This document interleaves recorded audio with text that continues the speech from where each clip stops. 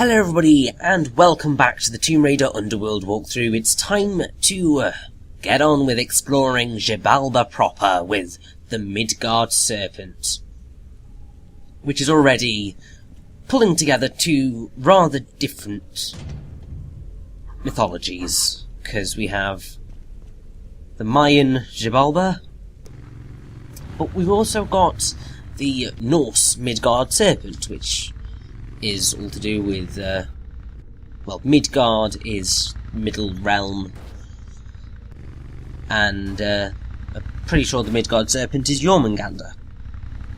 And that is something that I will go into in more detail later on, because I've got some other places where Norse mythology will be required. And now is not quite that time. We're still very much dealing with the Mayans.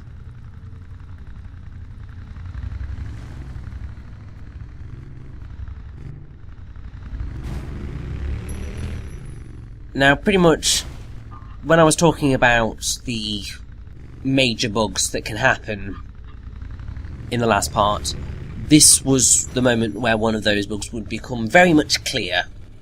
So if you had gone left instead of right, then those ramps would not be there.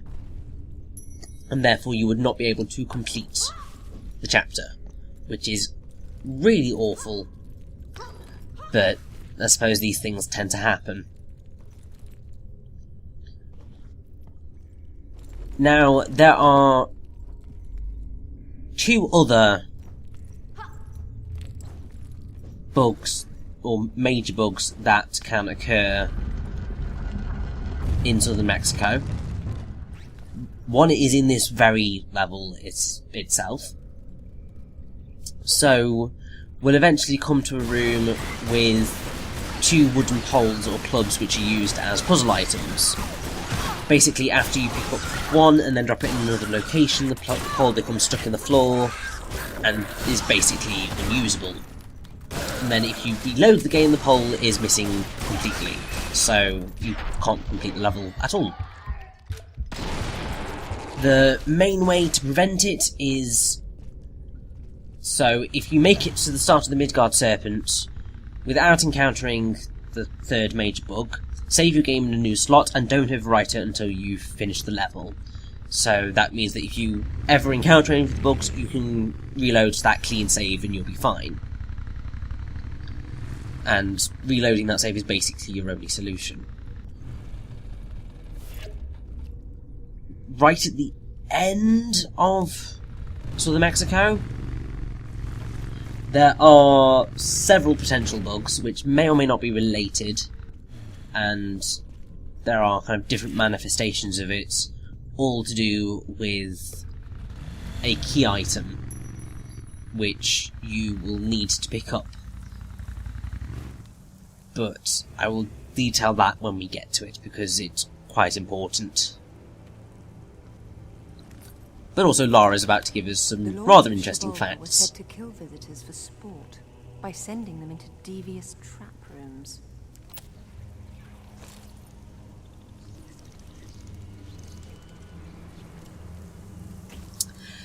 And Lara is definitely not wrong.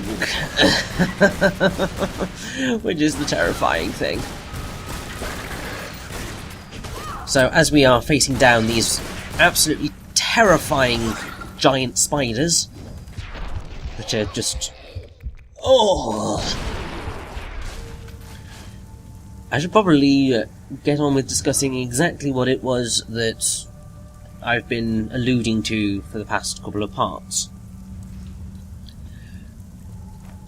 So, upon passing a bunch of obstacles, so the river filled with scorpions, the river filled with blood, river of pus, and the crossroads, where travellers had to choose from among four roads that spoke in an attempt to confuse and beguile them, you reached the Xibalba council place, where it was expected that visitors would greet the seated lords, which we could see there. Now, realistic mannequins were apparently seated near the lords to confuse and humiliate people who greeted them, and the confused would then be invited to sit upon a bench, which was actually a hot cooking surface. So the Lords of Xibalba would entertain themselves by humiliating people in this fashion, before sending them into one of Xibalba's deadly tests, which Lara just brought up there. Now, in sort of the mythology, the city was home to at least 6 deadly houses with trials for visitors. We only actually have to visit 4 of them, but at least I'm pretty sure we only have to visit 4. There are only 4 things on the pedestal that will rise up, so I'm pretty sure I'm correct on that. But there were 6. So, the first was Dark House, which was completely dark inside. The second was the Rattling House, or Cold House, which is full of bone-chilling cold and rattling hail. The third was Jaguar House, filled with hungry jaguars. The fourth, well, that basically explains why we've been facing down a load of jaguars on the way here. The fourth was Bat House, filled with dangerous shrieking bats. The fifth was Razor House, filled with blades and razors that moved about of their own accord. And then, in another part of the Popol Vuh, there is a 6th test, Hot House, which is filled with fires and heat. And that's where that's identified. Basically, the purpose of the tests was to either kill or humiliate the people placed into them, if they could not outwit the test. So, it's particularly grim. Now, I believe that the 4 houses that we actually will end up visiting in this game are the Dark House, the Rattling House, the Razor House, and the Hot House. I suppose because, well, we're going to be facing off against a lot of bats anyway. We've already faced off against quite a number of jaguars, so they've kind of covered that. And really there's not a lot else that needs to be done.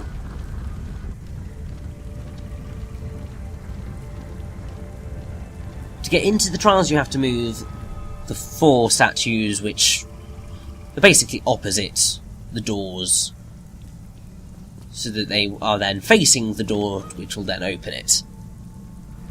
It can be a little bit annoying to get the positioning quite right, but use the stones as a sort of guide, almost.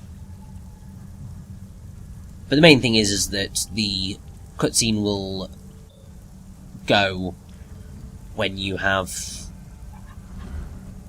unlocked the door, basically. Now, I don't know why that one wasn't quite playing ball, but don't worry, we will make sure that he does as he's told.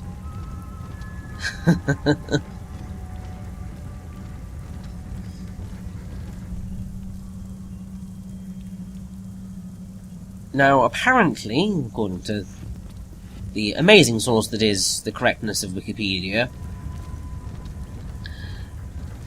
Xibalba kind of did fall.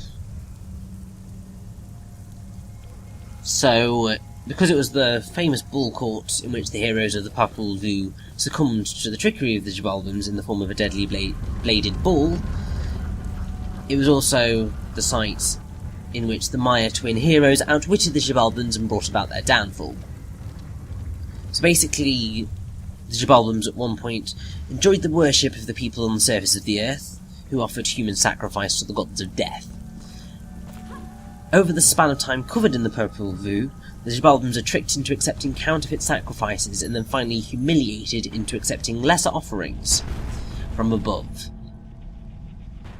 So, an anthropologist called Dennis Tedlock has speculated that this version of history may be a Quichean slander on earlier Mayan forms of worship. So, the role of Xibalba and the Xibalbans after the great defeat at the hands of the hero twins is unclear, although it seems to have continued its existence as a dark place of the underworld long after that. Now, I believe that what we are in right now is the Rattling House.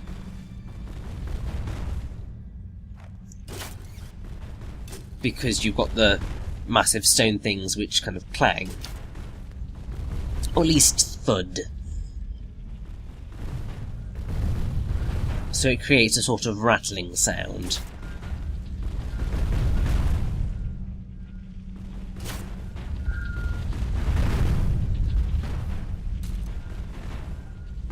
Now, in every single one of these rooms, there is a treasure / artifact waiting for you, pretty much in a very similar location. It's sort of always in the top bits, just as you enter, but you can only really see it after you've gotten to the other side of the room.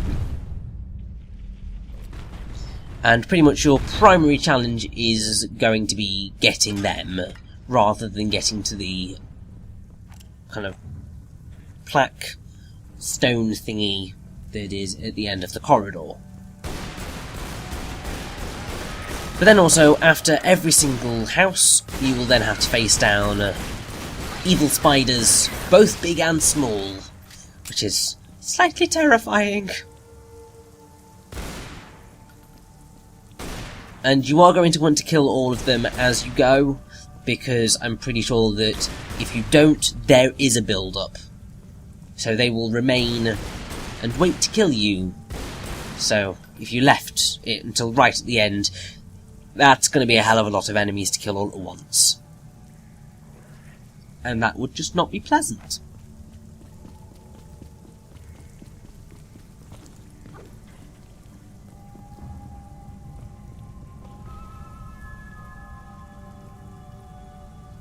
So now we have the wonderful option of, well, the wonderful chance to try and get to all of the other rooms, because they're nowhere near as easy to get to as the Rattling House.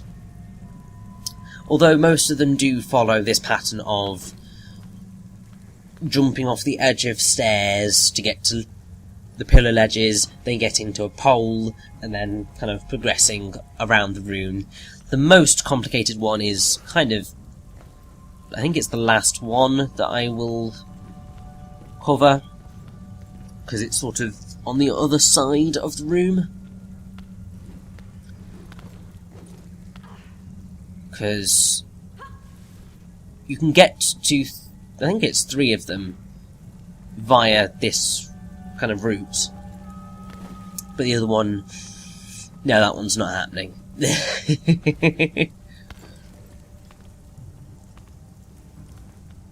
Well, I could be very, very, very wrong on that one.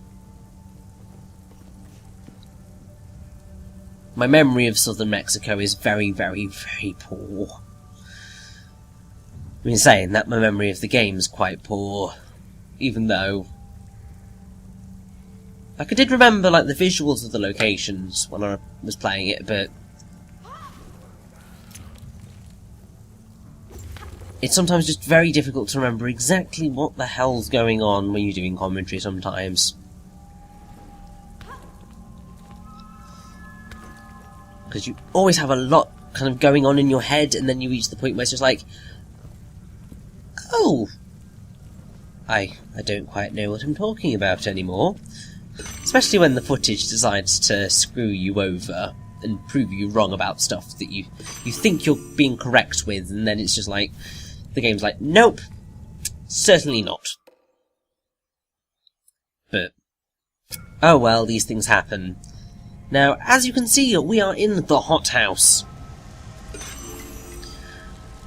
which is evil. It's arguably the most frustrating of all of the rooms, bar the Razor House. Because the Rattling House is quite simple, really. And the Dark House is also ridiculously easy. There's, like, no problems whatsoever in the Dark House. But this is all a case of very, very, very careful timing.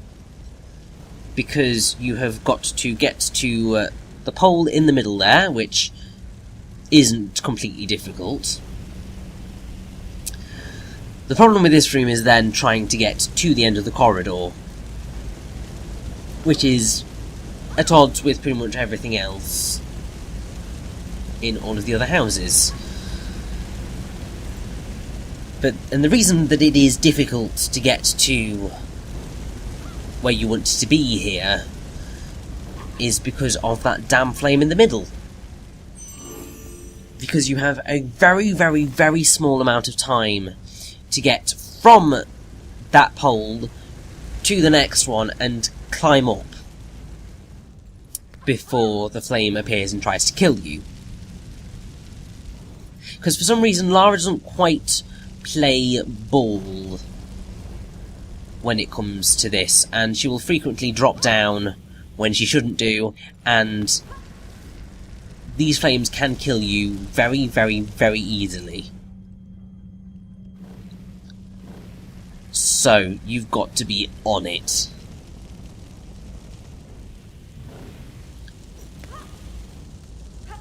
Thankfully, it is much, much, much easier to get back along this than it is to get through it, but,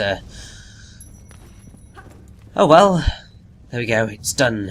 I can breathe.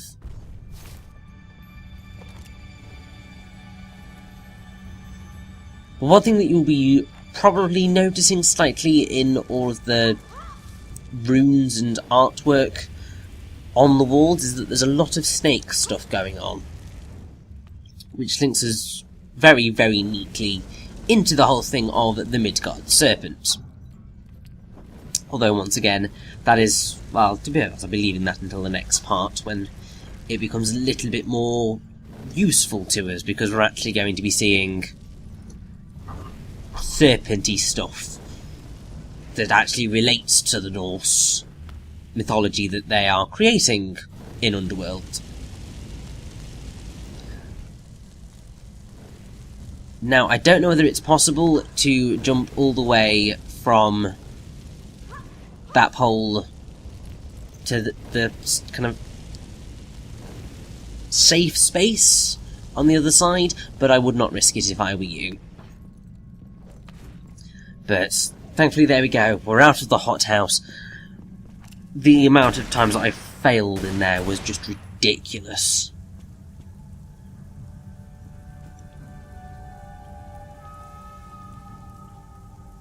Now, pretty much the reason that I'm not jumping down, or at least I think the reason I'm not jumping down, is because I need to... Oh, no, there we go.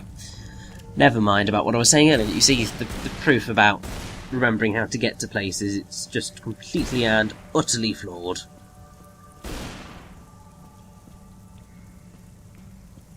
Although, for some bizarre reason, sometimes the spiders don't always appear. At least, don't seem to appear that much. It's really, really weird.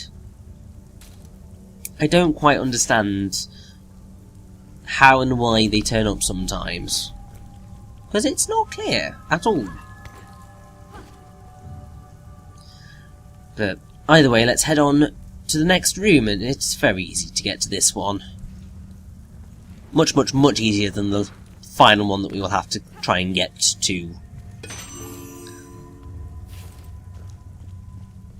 And this is the dark room, which isn't really that dark. I mean, it is, but you can just turn your light on and it's just like, oh, this is fine.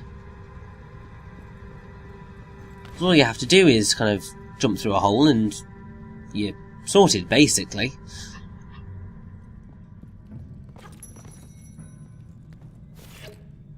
It's like, really, that you've got the razor room and the hothouse, which are, well, the razor house and the hothouse, which are terrifying beasts of things to try and get through.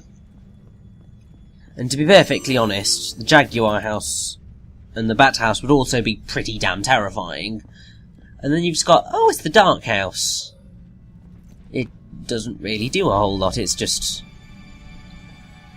oh, it's a wee bit dark. But there's a light at the end of the tunnel, and as long as you bring a flashlight, there's naff all to worry about. And even if you didn't have a flashlight, it'd just be slight trepidation walking forward, and then just be like, right, okay, there is a hole here. Let's go through the hole, and then you'd be the other side, and it'd be fine. But either way, this artifact/treasure is an absolute sod. So you need to be basically sprinting and then jump to get this thing. Otherwise you just will not get the distance on the jump, which is ridiculous, because there is not a lot of space here at all to be able to do that effectively. Thankfully I just about managed it there, but it's a very, very, very tight jump. And you're probably going to be waiting quite a while, I suspect, trying to get that.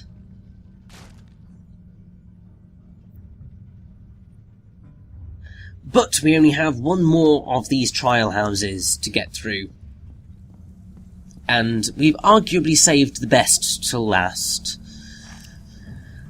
We've got to head to the Razor House, which, as I'm sure you can tell, it's going to be filled with a lot of blades and razors, as I said. But also, it's in the name. But rather irritatingly, this one is a pain in the butt to get to. Like, really seriously annoying. Because you've probably seen the series of poles with skeletons on them to our right there. That's how we're going to get up. But traversing the area around that is just really, really, really dodgy.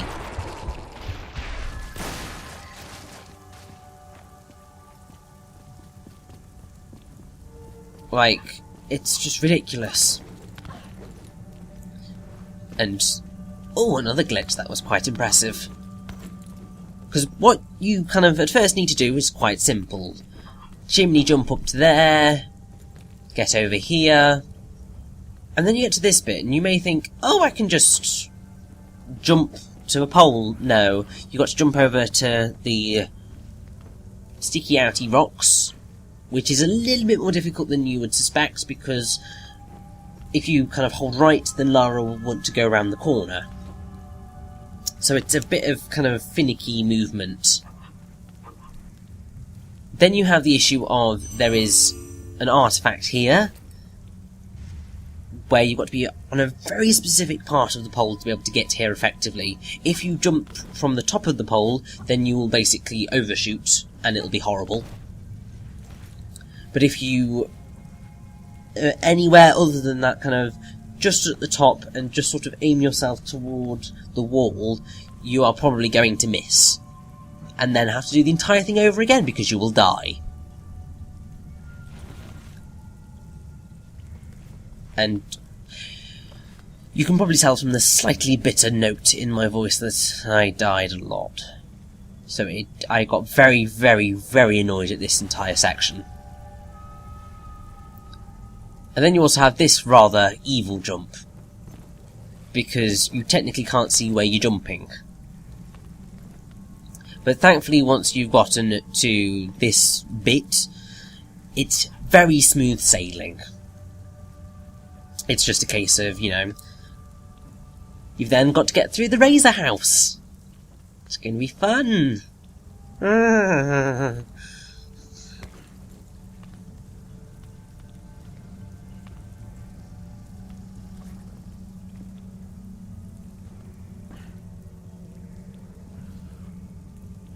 But having said that, the Razor House is pretty damn cool. As you can see, lots and lots of things trying to kill us. It's slightly evil, well, slightly very evil, because the timing for this bit is very easy, but then it shifts the camera angle, and then you start to kind of think, ah, what am I doing? But all you've got to do is just duck and crouch your way through. A bit of a roll will also help. But it sort of, that camera angle shift will seriously screw you over. Because you don't necessarily realise quite where you're running. And it's one of the few it's it's one of the many instances, actually, of the camera angle of the adrenaline moments screwing you over more so than the moment itself. And while I certainly definitely approve of the adrenaline moments, because they are quite cool, it's just the whole, dramatic shift in camera angle can sometimes really heavily disorient you. And then it's just like, I don't know what I'm doing. But either way, with some nice jumping from the top of these things, we can get our, at least one of the last treasures, artifacts from this area. And basically we can finish the puzzle, and therefore move on to the next part of the level. So as you can see, we only have 8 treasures left to get, which is quite nice. Although I seem to recall some of them being slightly mean. But either way, we're now going to assault rifle this place to hell. Something that I haven't brought up, and I mean I probably should. While you do have a variety of weapons, really you can get through the game with pistols alone, and that's not a problem. The assault rifle and the submachine guns and the spear gun can be very, very, very useful to you, and in fact would certainly be recommended in quite a number of moments. Really, you can just get by with the pistols, because they have unlimited ammo. The rate of fire is pretty okay. And as long as you're good at dodging, you're absolutely fine.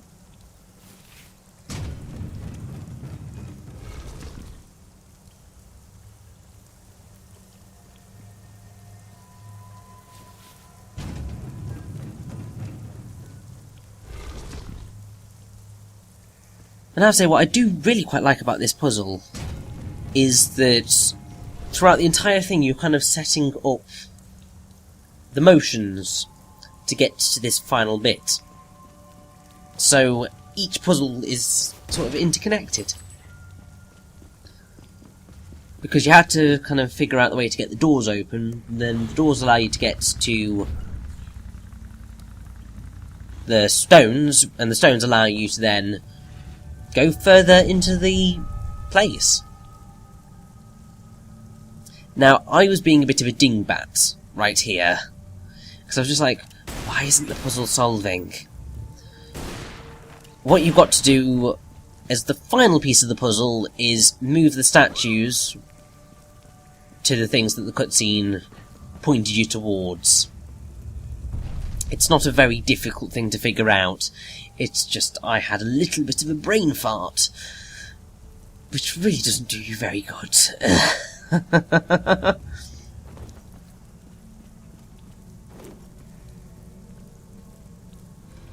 But pretty much once you've figured out, push the statues to the middle of the room where you've got the grate on the backs of them, and then you've got the thing that's, don't quite know what to describe it as. It's sort of a gear at the bottom of the pedestal that's risen. And then it's just a case of step on the pressure plates and we can go further.